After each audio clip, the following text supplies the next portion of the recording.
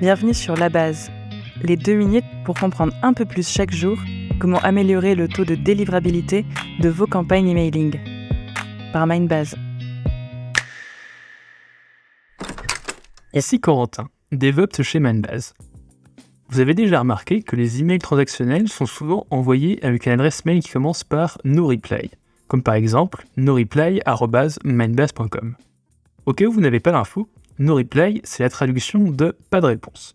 À la base, les entreprises utilisent cette technique pour éviter d'avoir à gérer une boîte mail complémentaire. L'avantage, c'est aussi de ne pas recevoir de réponses qui n'ont pas grand-chose à voir avec le message émis d'origine. Les objectifs étaient assez simples. Gagner du temps, pouvoir transmettre des documents informatifs comme une facture ou bien une confirmation de commande, privilégier l'ajout d'un formulaire dans l'email dans le cas où le client aurait des questions supplémentaires.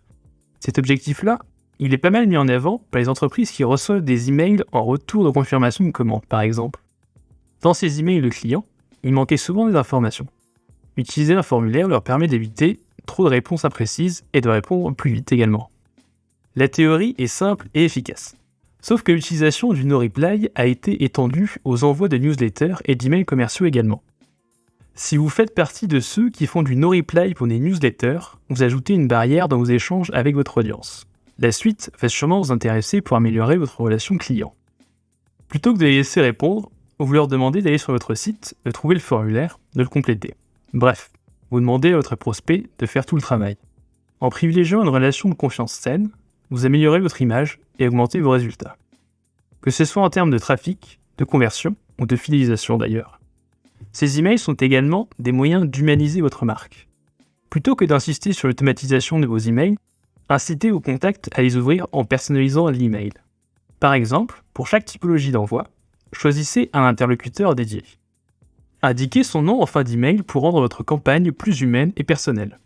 Vous vous rendrez compte que les réponses à ces emails sont une mine d'or pour améliorer votre relation client, votre communication ou même votre business. Regardez les statistiques de ces emails.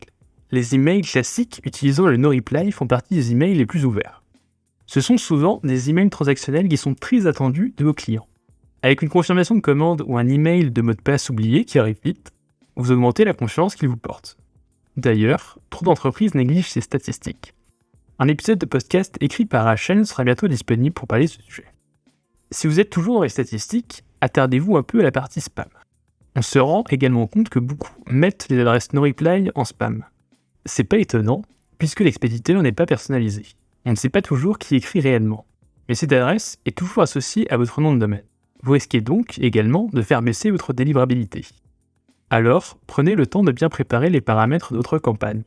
Utilisez des adresses dédiées à chaque typologie d'envoi, créez du lien, personnalisez et segmentez vos envois. Suivez vos statistiques pour améliorer votre délivrabilité, y compris ceux de vos emails transactionnels.